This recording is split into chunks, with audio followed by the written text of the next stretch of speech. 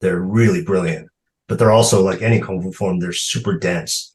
And then, you can kind of grab the skin of it, get the surface of it, but you really need to kind of dig at it and work with it and study it for years before some of the, what some people would call hidden techniques, but some of the less obvious techniques emerge. Right. And there's a lot to be said for that dialogue of steel on steel, that's very unique to Western fencing, in that we do use steel blades. They have this term called, pardon my French, sentiment du fer, so feel of the steel, right? And that is very distinct. If you work with wooden weapons and work with versus working for metal weapons, it's different. There's a different feel to it.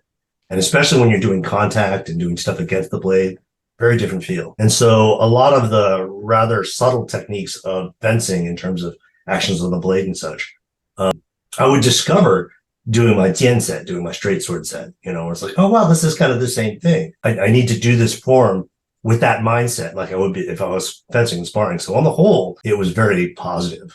I think the only negative thing is, I'm a dominant right hand person, and I fenced right hand, and it's very right handed. And Kung Fu is also tends to lean towards the right.